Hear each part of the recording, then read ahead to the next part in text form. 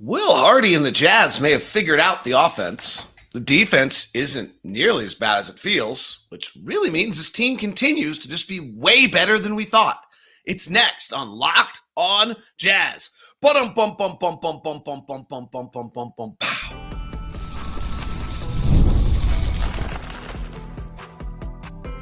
You are Locked on Jazz, your daily podcast on the Utah Jazz. Part of the Locked on Podcast Network. Your team every day. How are you? I am David Locke, radio voice of the Utah Jazz, Jazz NBA insider. This is Locked on Jazz. It's your daily podcast on the Utah Jazz, giving you insight, expertise, geeky numbers, and hopefully making it way better to be a Jazz fan each and every day. Thank you so much for making Locked on Jazz your first listen of the day, and thank you for making Locked on the #1 sports podcast network.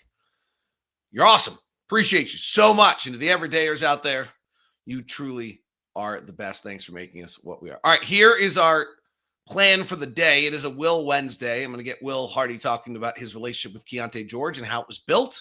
Some interesting comments there from yesterday. We'll highlight that. The Jazz lost to the Lakers last night, but it's interesting. I dug in today expecting kind of to find some trends that are daunting. Our schedule is particularly daunting coming up here. And I didn't really find that, honestly. Now, we have not played many of the top 10 offenses or defenses. But I'll still show you something that's interesting. So like Oklahoma City, we play coming up. We've played Detroit. We've not played San Antonio in the regular season. We've not played Houston. We've not played Denver. We've not played Dallas. We've not played Toronto. We've not played Cleveland. We've played Boston and Phoenix. So we've played 4 games against top 10 defenses. And against top 10 offenses, we have not played Houston. We have not played Denver. We've not played New York. We've not played Oklahoma City. We've played Minnesota twice, played Phoenix twice. We just played the Lakers last night, and we've played Boston, who's 10th. Those are cleaning the glass. So we have played 6 games against top 10 offenses and just a few games against top 10 defenses. But one of the things I was kind of looking at this morning was with the daunting schedule we have coming up, and I think it could be really hard, could be ugly. We'll talk about it throughout the week. How are we doing against those teams? We're doing pretty well. So we're going to talk about that. Isaiah Collier is in some rarefied air. We'll talk about some of the other player performances here as well today. But let's start with, I think Will Hardy and the team have figured out the offense. And Will's actually done this just about every single year. Amazingly, has done this just about every single year. That the team plays a certain level for about 10 games, and then Will starts to make adjustments, and the offense bursts. And he literally has done it every single year. And if you look at the offense in the 5-game road trip, the offensive rating was a 98.6. And if you look at the offensive rating of the Jazz since then, it's a 122.6.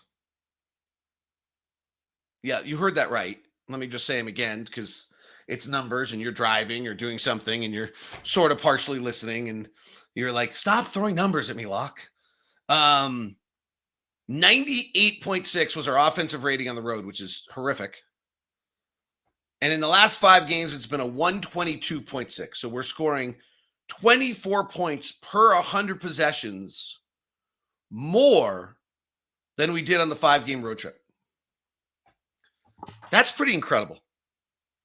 And that is really the pattern that Will Hardy has kind of done every single game or every single season of his career. It's kind of impressive, actually.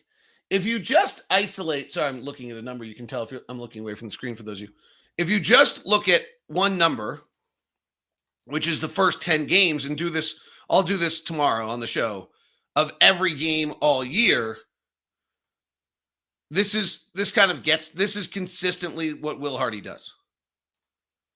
And I think they figured the offense out. 10 games into the season, if you just want to take that metric instead, the Jazz offense was a 110.1 and 26th ranked in the NBA.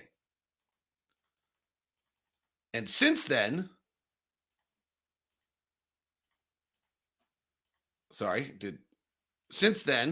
with where he's taken off, and this is a trend we've seen every single year, and as I said, we'll talk about it more. Since then, the offense is now the 7th best in the NBA at the 122.4 I mentioned. So Will Hardy's figured something out offensively. He's done it every year. What's interesting to me is the way he's using Lauri and Keyonte. And what's interesting to me about last night, we talked about this on Postcast, I thought the Lakers really had a plan. Now, they're not a great defensive team, but I thought they really had a plan. They came out, and in my book, they had come out, and they were very prepared for Lauri's off-ball screen action. Lauri's first few field goals were all plays in which he put a bunch of ball on the floor a bunch of times, had to self-create his basket instead of having them assisted, which is a little unusual for Lauri. And then we just didn't see Lauri popping free very often early in that game for looks and opportunities and things of that nature. That was just not how the game worked. Lauri last night, by the end of the night, had 9 of his field goals assisted. But Lauri had in 9 out of 12, which is probably his usual number. But his first 2 or 3 were not. Like, the Jazz had to do different things. Lauri had to do different things. And then Keyonte was on fire early, faded a little bit as the game's going on. We just don't have any help for these guys. But Keyonte scored a season high or career high points in the first quarter and career high points in the first half because they were overplaying Lauri, and Keyonte showed that he was capable of then taking the burden and reading the defense and seeing what's going on and making those plays. So really terrific for where the Jazz are offensively and what they've been able to do right now. And it's some of it's the way they're using Lauri and Key together with an intention of finding mismatch. Last night, they ran 11 pick and rolls between the two of them. It's the best night they've had together all year. And that's a little bit of like, okay, well, you're not getting those the same opportunities as you want off some of the other stuff. And so therefore, how is Lauri going to stay in the game and make plays? And that's the impressive one that's taking place here with that, is how the Jazz are able to do that. And that's been to me what's kind of been impressive on a lot of these things. And we may hear from Will on that as well, because I asked Will about that. And so we may see if we can grab that for you as well from this week. So I've got 3 Will Hardy things actually I was going to try to get to today. So we'll see if we can get all of them in the show before it's too late. All right. That's, to me, is the impressive one that's taking place here. Is really kind of, once again, this team's getting better. Will's coaching it. And I think that has to be, if you're a Jazz fan, these are the kind of things that I think have to be awfully exciting for you, in the fact that this team is making these steps in this progress. There is a concerning offensive trend with one of our individual players. There is literally, I'm going to give you a list of 12 players in the NBA and 13, and one of them should not belong. It's next on Locked on Jazz. Today's show is brought to you by our good friends over at Intercap Lending. That is Steve Carter. And you've probably heard me talk about Steve Carter a lot, because Steve Carter is singularly the best customer service person I have ever interacted with. And it is such an honor, really, as Locked On, to be able to communicate with you and let you know about Steve Carter and what he brings to the table for you. So the latest from Steve is that rates have been slowly coming down. great news for anyone sitting on high 6 or 7 mortgages. And Steve can quickly see a refinance, help you with a refinance, see if it makes sense, create a simple roadmap for when the timing is ideal. Even if someone isn't ready to finance, have them give right now. Feel free to give Steve a call. He'll just set you up, understand, hey, we're looking for this number. And when we hit that number already, he'll build the plan for you. Intercap continues to offer fantastic 2-time close on construction. Perfect for anyone building their dream home. If you've already owned the land and the land can count as collateral toward the down payment, there's even an option to defer interest payments during the build. And Steve can help with normal, regular purchases in general and licensed in multiple states. The reviews come in. They're incredible. It's Steve Carter over at Intercap. You can call him directly at 385-800-8528 or email me at dlock09@gmail.com. That's dlock09@gmail.com to get your VIP interaction with Steve Carter. It's his NMLS number is 1178-6666. That's all. With Steve Carter, Intercap Lending. Today's show is also brought to you by Skims. All right, I got to just flat out tell you, I got my latest shipment of Skims. I even posted in our group NBA group chat. Like, they're incredible. Okay, the last set I've got, which are the boxer briefs, with are just great. Bottom line, they're great. The first set of Skims I got were super good for working out and tight and held. And I'm not going on script here. I'm probably going to TMI you to death. These are softer, more comfortable, really amazing. Really amazing. So make the upgrade to Skims.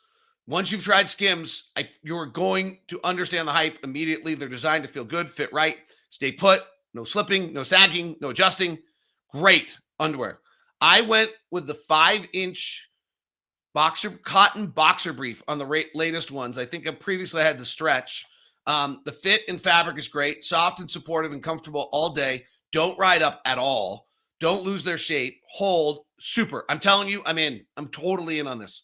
So go to skims.com, and when you place your order, choose podcast in your post-purchase survey and select our show from drop down to let you know we sent you.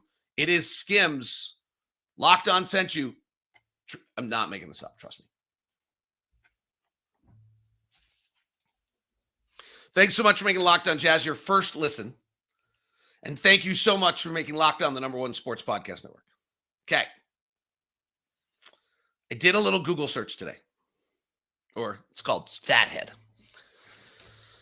I searched players in a 3-game span this year of the NBA season who've played 80 minutes of basketball over 3 games and have not taken a 3-point shot. Okay, that's it. 80 minutes, have not taken a 3-point shot.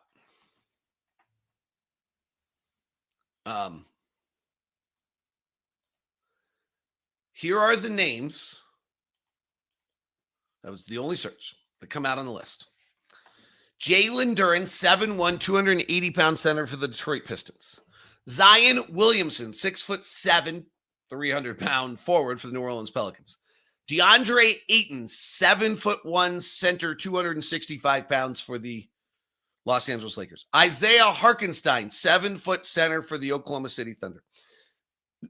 Ivica Zubac, Los Angeles Clippers, 7'1", 275-pound center. That's interesting. Someone's name who I can't read my own writing.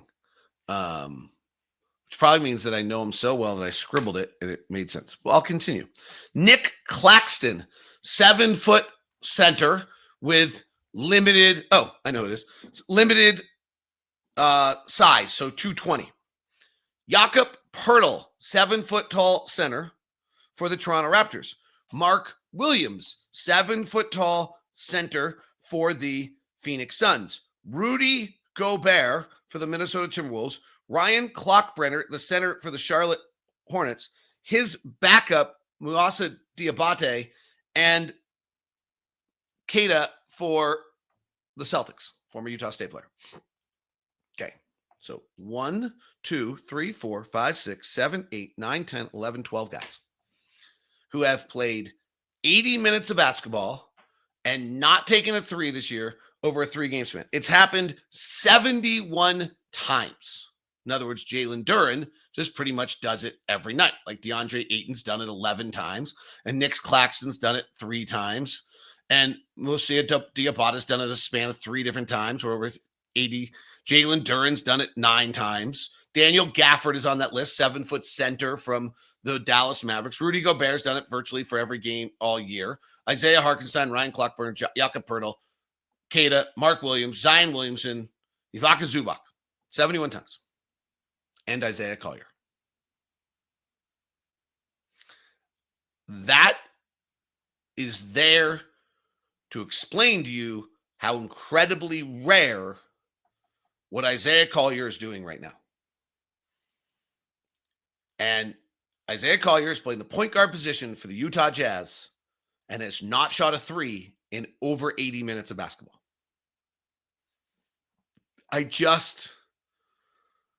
We'll see. He's great.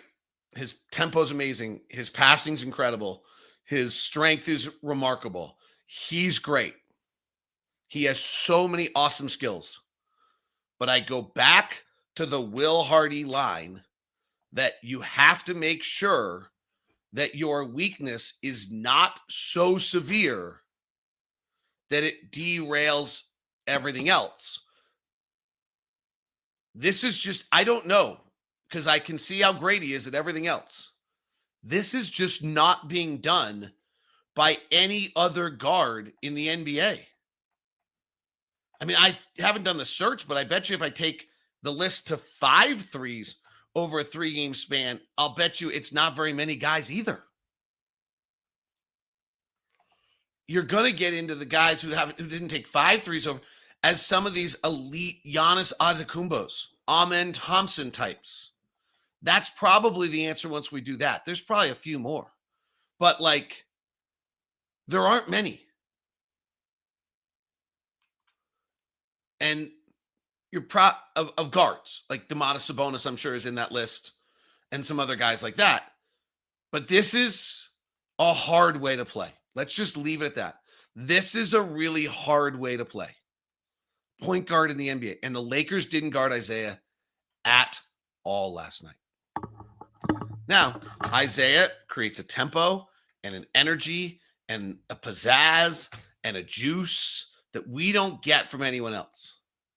Ben Anderson asked kind of an interesting question the other day about, like, when do you know someone's a change of pace and when do you not? And the bottom line is it generally has not impacted us that much. Last night it did. The offensive rating when Isaiah Collier was on the floor last night was a 104, and our offensive rating for the night was a 119.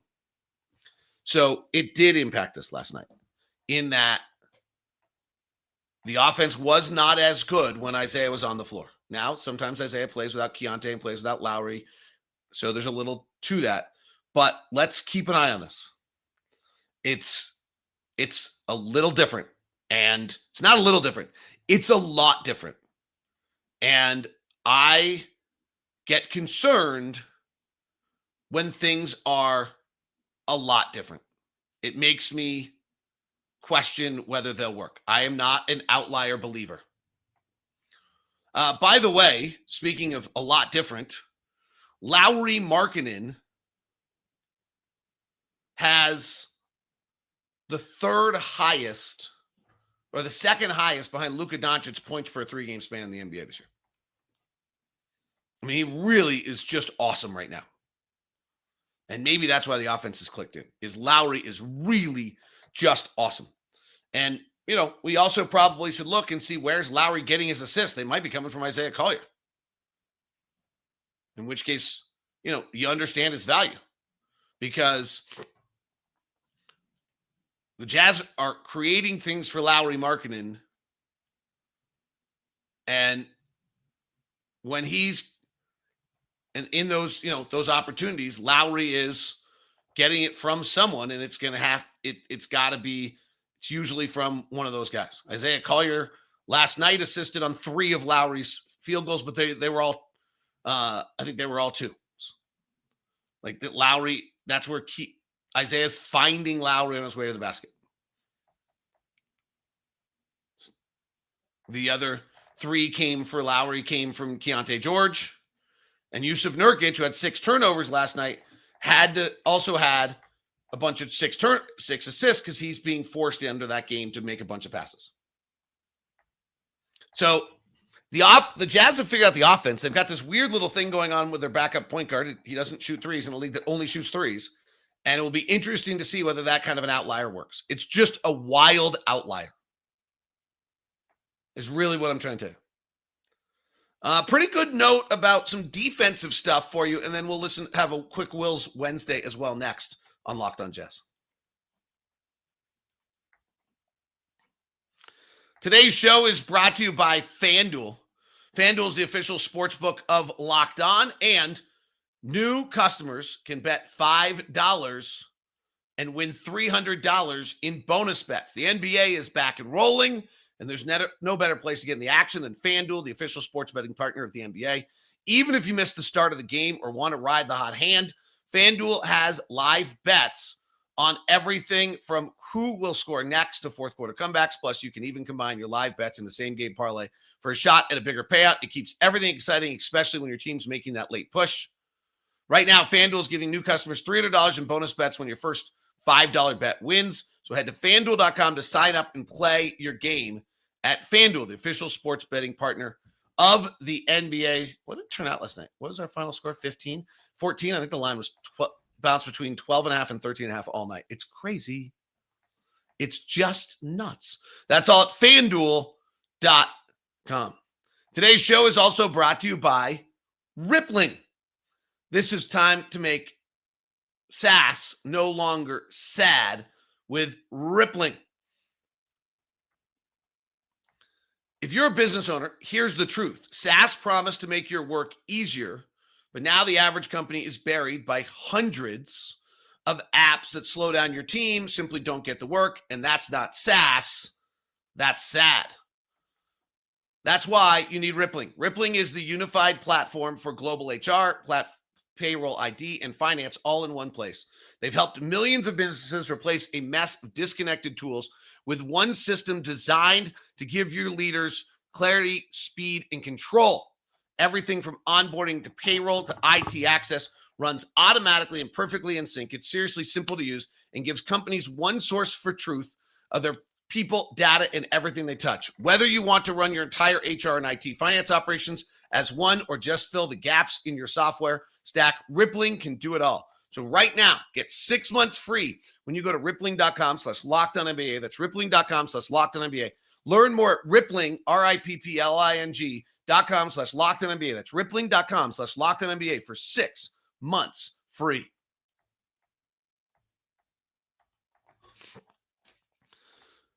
Time to do Will's Wednesday. I've got 3 snippets I want to try to get to. We'll see. I do want to point this out on defense. I thought this was another really good sign. So we've played 6 games against top 10 offenses, and we've got a few more coming up. I do think the schedule is pretty daunting. I think we could have some really ugly nights coming up here. But we've got New York coming. We've got 2 against Houston. We've got Denver coming. I think we have an Orlando coming before the end of the month. We have Oklahoma City twice. We have the Lakers again. Like our next set of games, Oklahoma City is the 8th best offense. Lakers are the 9th best offense. We play the Warriors, who are not actually top 10. Sacramento. Then Houston, who's the number 2 offense. Behind New York now. They're pretty close to 1-1. Then we play Houston again. Then we play Brooklyn, who's not. Then we play New York, who's the number 2 offense. Then we play Oklahoma City, who's the 8th offense. Then we have, before we have cup games in there that shouldn't be that hard. Then we have the Lakers, that's the 9th best offense. We have Orlando, that's the 6th best offense. We have Denver, that's the number 3 offense right after that. I mean, it is going to be quite a stretch. Right now, we've played 6 games against top defensive teams. Our defense is ranked in those games in the 9th percentile and the 4th percentile, both ugly. One in the 74th percentile against Boston. The other's kind of middling. And I looked it up. We're actually against top 10 offenses right now. We're the 17th best defense in the NBA against top 10 offenses. We'll see if that holds, but that's a pretty good sign. All right. Will Wednesday, we're going to start. I have 2 or 3 things I'm going to try to get to here if I can. I'm not sure I'm going to get to all of them, but we're going to try. Will Wednesday is the first one we're going to start with is Will talking about his relationship with Keyonte. I asked about it last night prior to the game in regards to their meeting on the court with, at that time, I think Keyonte's 2 of 11. He's struggling miserably. Will stops him. They come together. Keyonte turns the night around. But as I talked about yesterday on the show, I just thought there was a real trust level there between the two. Yeah, I mean, I've spent a lot of time with Keyonte on and off the court. A big part of this job is not just coaching the player, but coaching the human. And trust for sure takes time.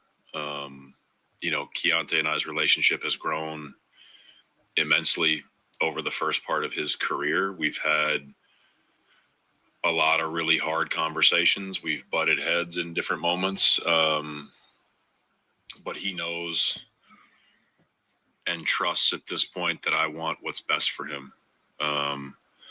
The conversation in the game the other night was really just trying to help him recenter his focus on what was important and what was to come.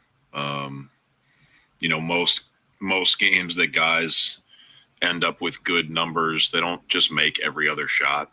It goes in waves. And at that point, I think Keyonte was like 2 for 11 in the game, and just trying to help him focus on, hey man, there's 21 minutes left in this game. We didn't know there was going to be more than that, but there's 21 minutes left in this game, and there's still a lot of opportunity out there to go have a great stretch and good moments and help us win the game.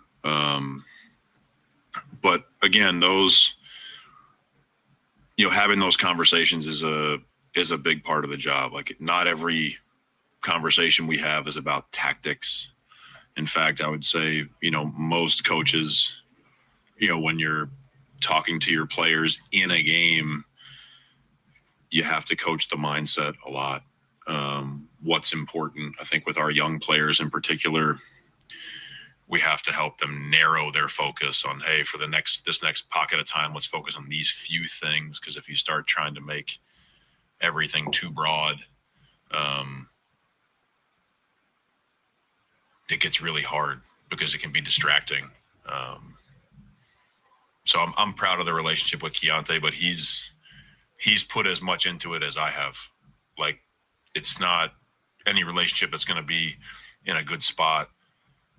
It can't be me doing 90% and him doing 10. Like, Keyonte has invested in our relationship as well. I thought that was the most interesting part. There was the comment by Will that Keyonte's invested in it as much, or if not more. And I thought that was really telling. I thought that was kind of an eye-opening comment there from Will in regards to that. So that's kind of what jumped out to me about that. But I also thought it was interesting. And, we've seen him, Will says it, like, we've coached him really hard. Will's signature, whether it's from Pop or whoever it's from, is that he is willing to coach these guys hard, and he and Keyonte still have that trust. All right, here's another one. I think this is harder to do than I thought it would be. This is from another pregame presser. And this is a little bit on how Lauri is getting his stuff, and how they're using Lauri in different ways than they have in the past, and how that is leading to things. So we will, I'll have that for you here from Will. I think tough stretches have been loud. I think defensively, Sorry, that was not the presser that I wanted. That's exactly what I thought might happen. Apologize. Let me grab a different one for you quickly. I have them both ready, so we will be able to do that. That was a question I think that I gave for you last week about how he reacts to the offense and what's going on. So let's get this one. All right. This is about Lauri. This is the one about Lauri getting the how he's getting the ball and how they're using him. Thought it was super interesting. There's 2-point shots assisted, which I don't need to tell you is like it's higher than anything Klay Thompson ever had. What have you done offensively to create this, and what have you done differently? Because it's up from about 14 percentage points from last year. You said it is 2-point shots? Yeah, 2-point shots. Yeah, I mean, I think it being up from last year, I think can be explained by last year, Lauri we were trying to get him the ball against the switch a lot at the elbow for him to play more of an ISO.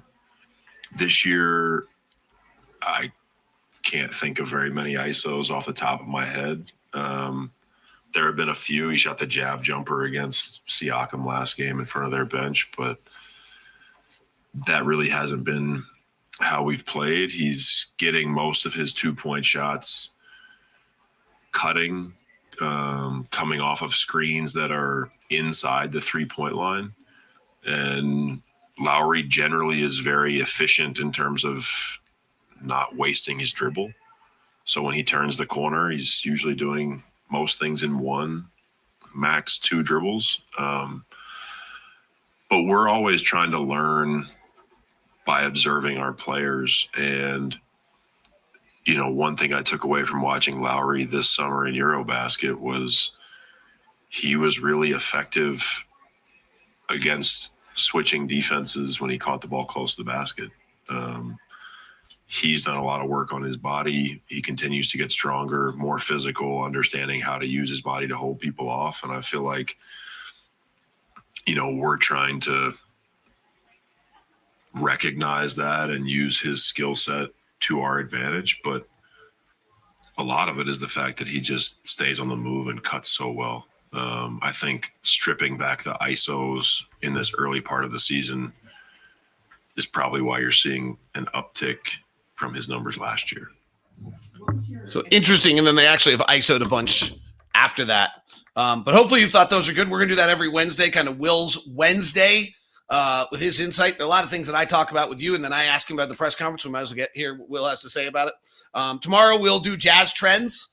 As our third segment. Friday will be Ask Locked on Jay. Actually, Friday will also be tomorrow will also be late game watch. Hopefully get some. Got none last night, but have some leftovers from earlier in the week for you on that. So if you can catch it. Monday's League Trends, Tuesday's late game watch, Wednesday's Will's Wednesday, Thursday is late game watch, and some Jazz Trends, and then Friday is the your Locked Ask LOJ every week.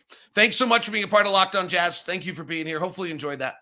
And we get 2 days off, and then Oklahoma City's in town on Friday, and then we play a little bit of a gauntlet, 3 games in 4 nights, with the Lakers back in town on Sunday and Golden State on Monday before the Thanksgiving break, and then we're back at it. A really tough schedule. We'll be talking about that coming up on the show, and we'll talk some more about Will's offensive evolution every single season tomorrow on the program. Thanks for tuning in. This has been Locked On Jazz. We now send you to the first ever 24/7 national NBA channel, Locked On NBA Plus. Check out Game Night at Locked On NBA every night, every single game, every single team, recapping the night in action.